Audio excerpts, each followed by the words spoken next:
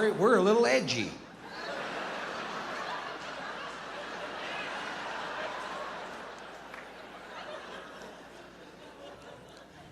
If I were in charge of the Department of Homeland Security, we'd have a heightened state of awareness system in this country, that's for sure, but we'd have one that made sense and one that the fine citizens of this country understood.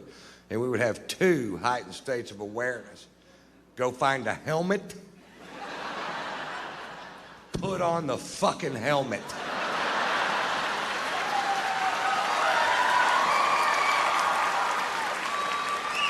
That way I know what to say to my mother when she calls. I don't know what to do. It's put on a fucking helmet day.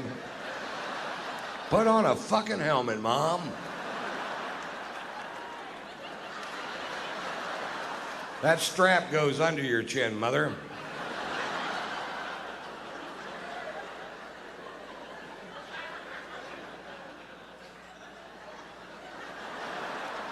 When Mother has her helmet on, she forgets her neck works.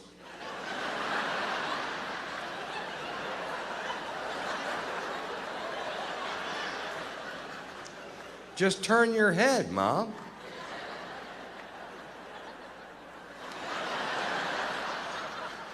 You're getting it.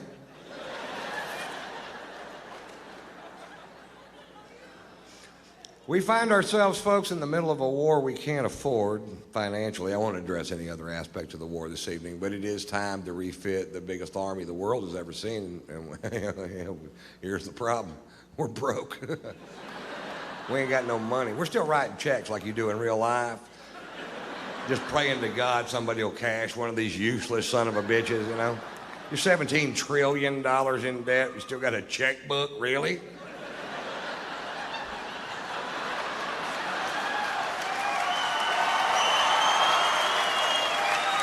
Seems like somebody eventually is going to take that checkbook away, you know? And we, you know what? China's cashing our checks, and that's not a good plan for this country, mark my word. And they can't figure out a way to fund this war. And I came up with a great idea that nobody will listen to. Well, you're about to because of your proximity to this speaker system. I was just down in Cocoa Beach, Florida, and just south of Cocoa Beach, Florida is a huge Air Force base that takes up 115,000 acres of oceanfront property. They have military housing on the beach. Major Nelson didn't have oceanfront property, and he was an astronaut with a motherfucking genie.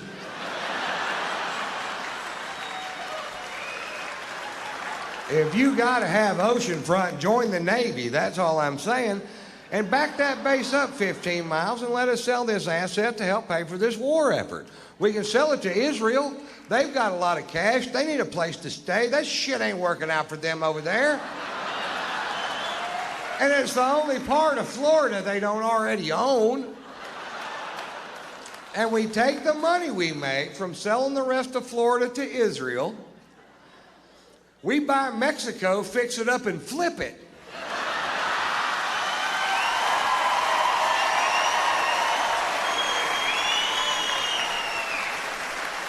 Now, we'll have to send down some painters and landscapers because they're all up here. And when they're gone, you're going to wonder where the fuck they went. You ain't going to want to do this shit yourself. Not if you're anything like me. We sell Mexico to a country that can put a ton of cash down, but you know they can't make the payments. Like Peru. Peru has billions and billions of US dollars, they do, in cash, in banks all over Peru. It's our cocaine money they tricked us out of. I mean, it's your cocaine money they tricked you out of. We get all that money back, billions of dollars, billions. And then we finance the balance of Mexico to Peru, right? We let them get behind on the payments. We repossess Mexico. Now we have Mexico free and clear. New paint, new shrubs.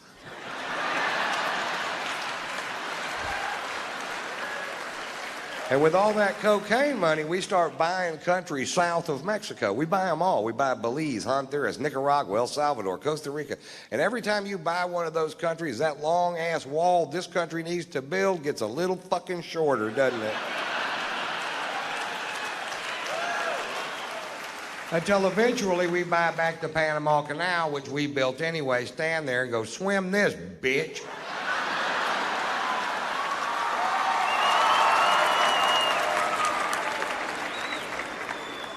So I tour, that's what I do. I go from city to city to city to city. I've done it for 22 years. I've enjoyed every second of it. I love to do this job. I tour with my wife, which I love to tour with my wife because I only have sex with my wife. I like to have sex. I don't have sex with other women. I've been married 3 times, and that has not always been my policy.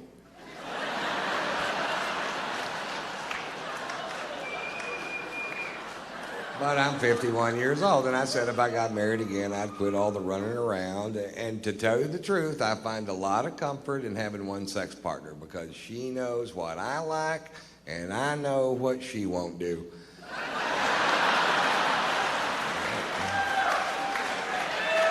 It turns out there's a list of shit she won't do. And the first thing on the list is talk about the list. My favorite byproduct of monogamy, and it didn't even dawn on me that this would be the case, and when I figured this out, I felt a huge weight just flutter off my shoulders. And a lot of you guys might not realize this, so this could be a big night in your life because I'm about to impart to you the most important thing I've ever learned. So, guys, I want you to open up your senses and really take this in. Don't waste this moment, because here it comes. Ready? Here it comes. Guys, if you only fuck your wife, you can't get caught. Feel it? You feel it? Nobody gives a rat's ass. Nobody's ever gonna kick in a bedroom door. You motherfucker, is that your old lady?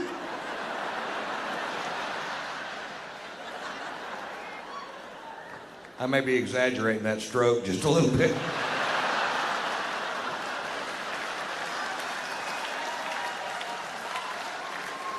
But still a ferocious piece of ass, although easily winded.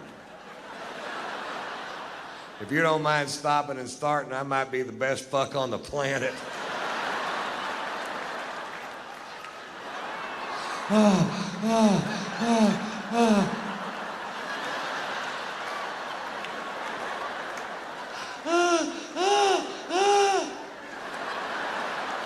That's the way I roll, ladies.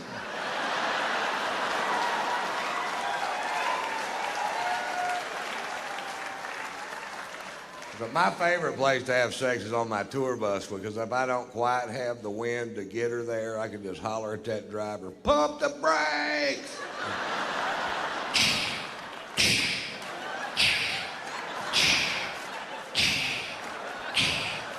Faster!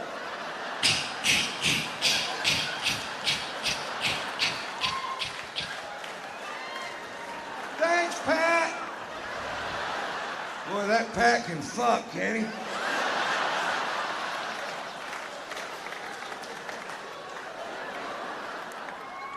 Actually, you can't get caught having sex with your wife. My wife and I were going at it one afternoon, and the housekeeper walked in, which is way better than the other way around. It happens the other way around. You end up saying things like, I'll pack my shit as soon as it quits burning.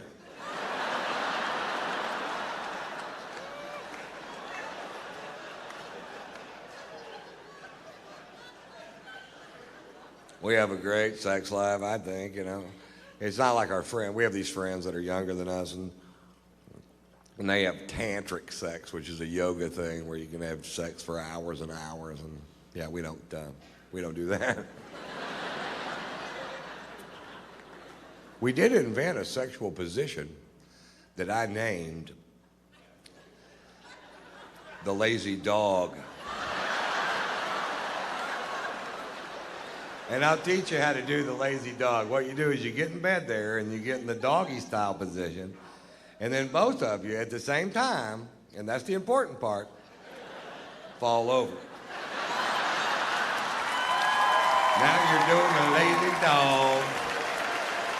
I can stay in that position all night long or until she coughs.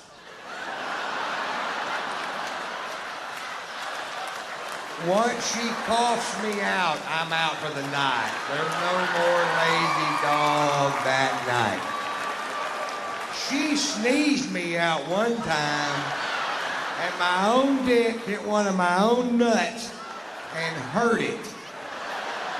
And now I have difficulty interpreting her sexual noises. She'll be, I don't know if she's about to come or sneeze, which makes me a nervous lover, which causes premature ejaculation.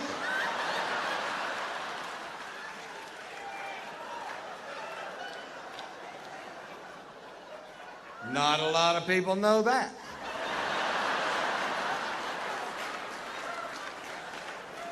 And not a lot of people know this. It was actually Richard Milhouse Nixon in his 1968 inaugural address who first said, "Shake for me, girl. I want to be your backdoor man."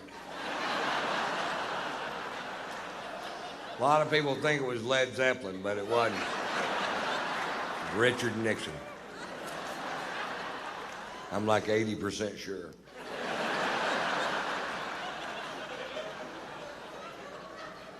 I'm like 70% sure. 50. You know what? It was Led Zeppelin.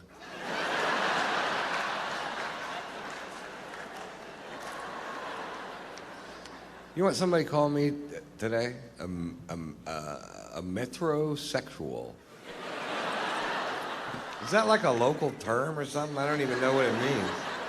I'm sitting there getting a pedicure reading Vogue.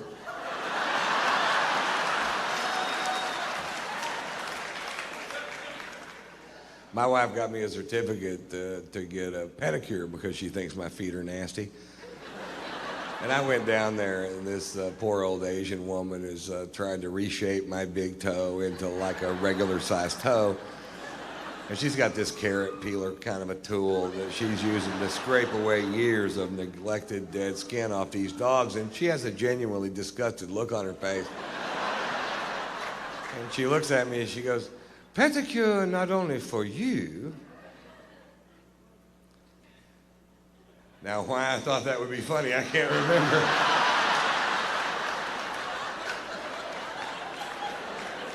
Maybe I did it wrong. Pedicure not only for you. Nope.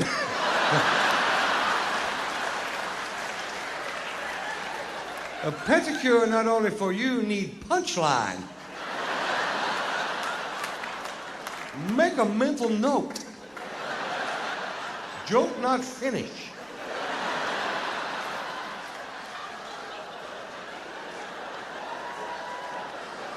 Add punchline, make funny for everyone.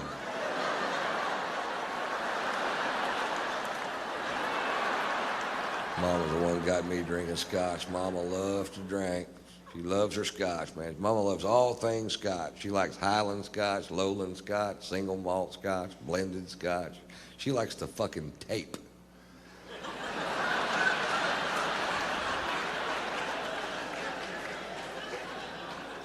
And the guard. And the hop.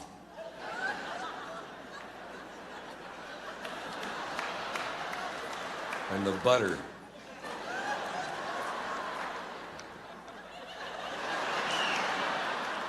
I'll make a mental note.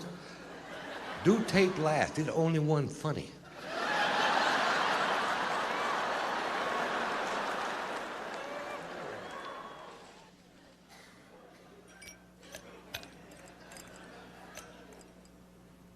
I'll tell you a story. It's funny. My uncle came over to my house the other day. My uncle used to be the president of the Southern Baptist Convention. His name is Dr. Charles Pollard. He has a triple doctorate. He has doctorates in theology, psychology, and philosophy. Thanks to the cops to come fuck with me. That's pretty fucking funny. Then they were on the news in Atlanta, where I live. Both of these assholes live on the news going, Ron White is out of control. He gets drunk on his plane. He smokes pot on his plane. He has sex on his plane. I'm like, this is my plane we're talking about, right? Not like I did that shit on a Delta flight, for fuck's sake.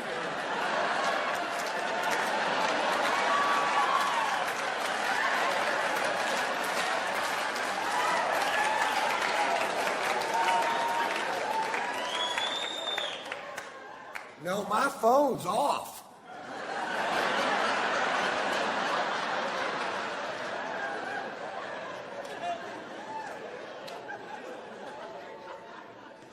My wife got pissed at me when I got busted with that weed, and she smokes pot. What the fuck is up with that? I come home, she goes, you smoke too much pot. I said, oh, let me get this straight. You smoke the correct amount of pot.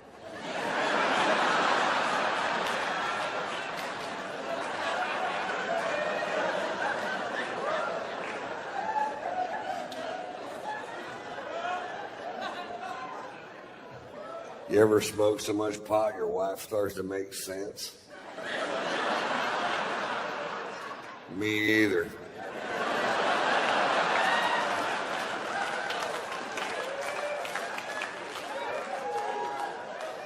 I have this reoccurring dream that my wife gets run over by a bus.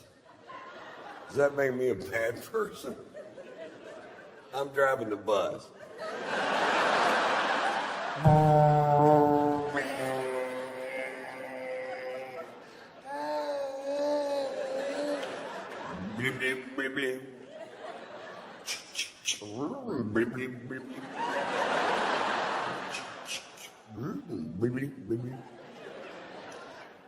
She's had enough.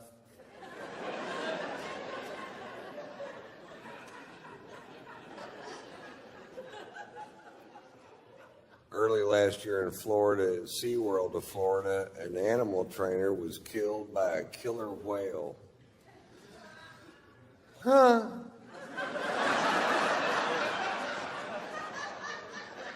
Turns out there's a reason they didn't name them ocean ponies.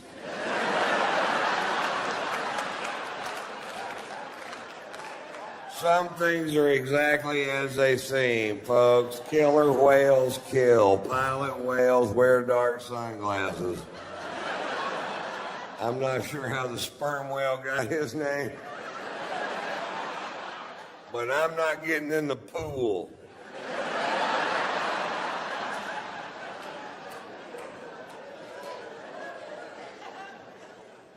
That whale got his job back. They put that whale back in the show. Now, when I first saw it on the internet, I mean, this will be world news. It wasn't even news at all. They put the whale back. This whale killed 3 people. This is a serial killer whale. And he got his job back. If that would have happened at SeaWorld in Texas, that whale would have gone straight to the fucking electric pool.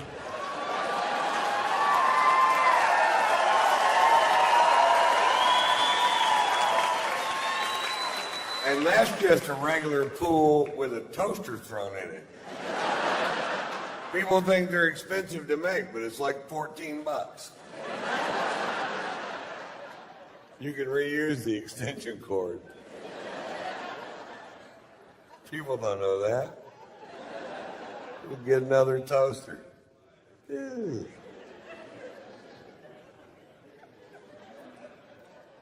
They busted a sushi restaurant last year in L.A. selling whale, and they fined them $200,000. And that is so fucking wrong, man. To take a 50,000-pound majestic animal and serve it up 2 tiny slices at a time.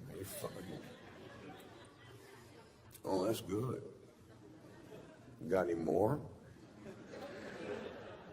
Shit, yeah, we do. We have a shit road.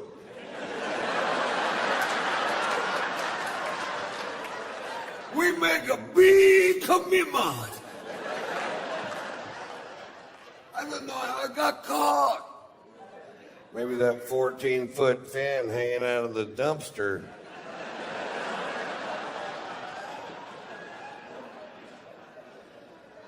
I should have cruised the rig.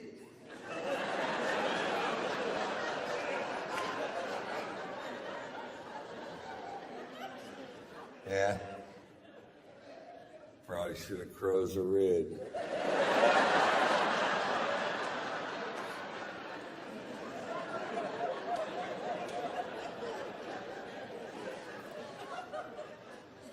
I live in Atlanta half the year, and last summer in Atlanta, an idiot teenager was decapitated at a major amusement park in Atlanta on a very famous roller coaster. And now what I thought happened was he was on the ride, stood up, and got his head cut off.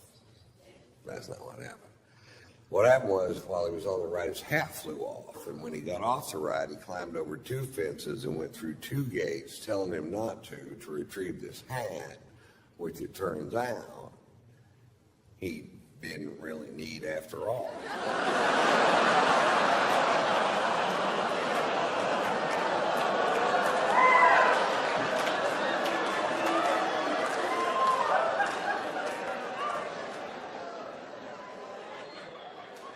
Wow, that story is dripping with irony, Mr. White.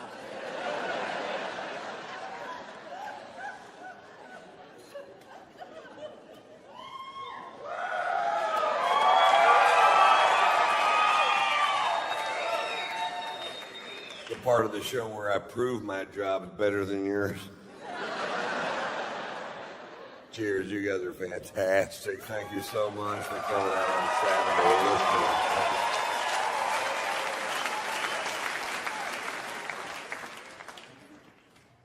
I was at home last week and my nephew called our house, and I never answer the phone in my house, ever. And I think he was surprised that I did. And I answered the phone, he goes, Uncle Ron, is that you? I said, yeah, it's me.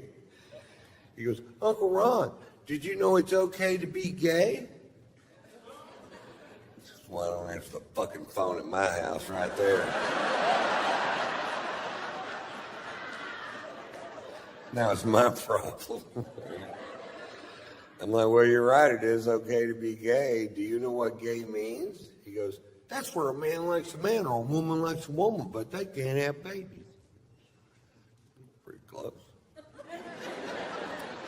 You believe at 6 years old, this kid knows what gay means? I didn't find out what gay meant till I started hitchhiking.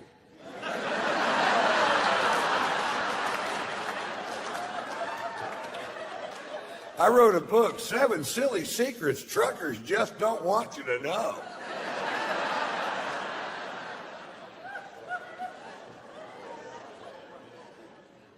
My wife and I are big fans of the reality TV show on HBO called Pornucopia, Sex in the Valley. It's a reality show about the pornography industry in the San Fernando Valley, which is where most of it's made.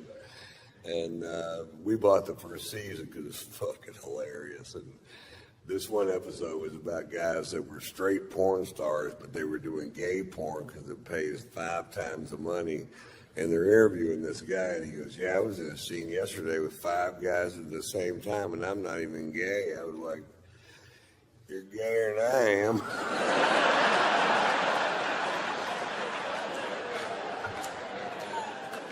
If you can even think of what to do with 5 dicks at the same time, you're way fucking gayer than I am.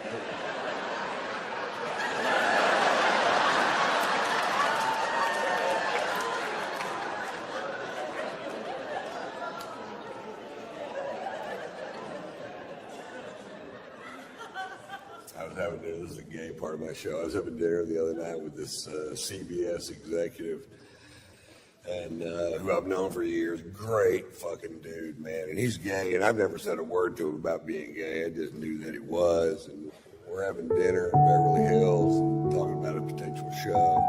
And this chick walks into the restaurant, this LA smoking fucking hot, man. Probably an actress or a model. And she was in the old Foots meetings. I don't care if she has children.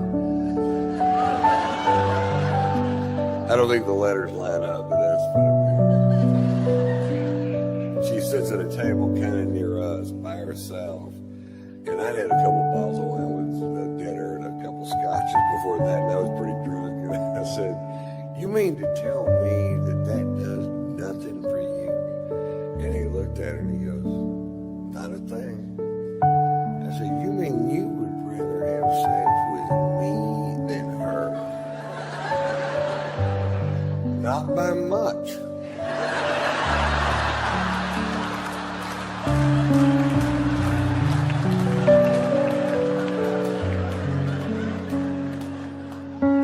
What if I lost some weight? I'm doing yoga and I'm eating ham-free carrot cake. My dick has ears.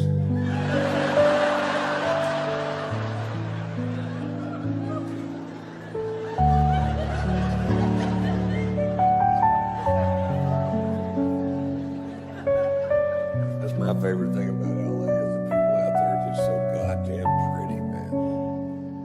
I'll tell you how it happened back in the 20s. They started making movies out there, and when they did, all these beautiful people from all over America flocked the fuck out there to be in the movies. And they couldn't all be in the movies. Some of them got regular jobs, but they met those people that were in the movies. They got together. They had these beautiful babies, and those babies grew up and met other babies from the same area, and they got together and had even more beautiful babies. And almost the exact opposite thing is happening right now in Kansas.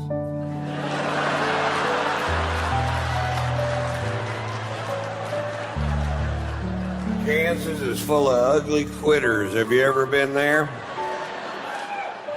It's true. Those people that live on the fucking West Coast, their forefathers got on the Oregon Trail and fought hardships you and I can't even dream of, with starvation and weather and crossing the Rocky Mountains.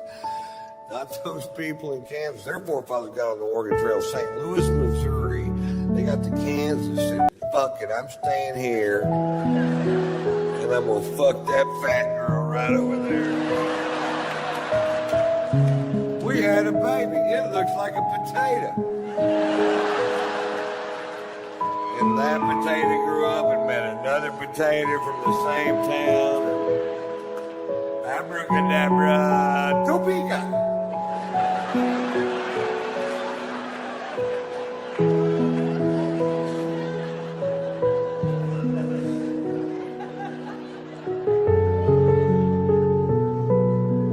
My wife came home from the store the other day and she goes, "I was in the produce department today and this guy told me I was beautiful."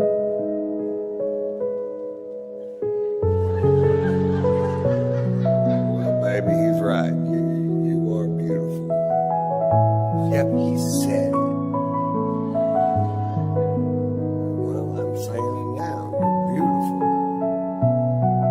Yep, he said it. Really? You ever overdraw his checking account?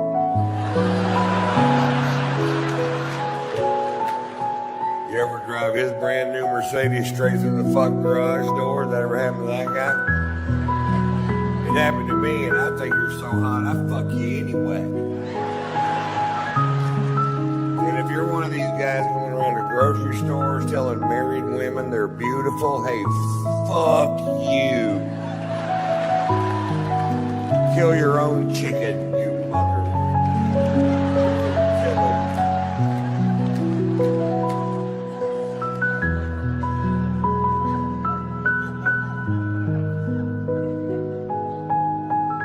My wife's best friend has an autistic child named Lewis.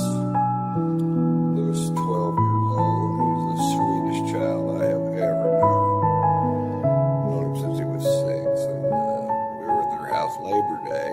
Lewis informed me that he was going to run the 40-yard dash for the Special Olympics at Gwinnett High School near where I live in Atlanta. And he asked me if I'd come hoot for him. And I said, "Lewis, I'd love to come hoot for you. I just need to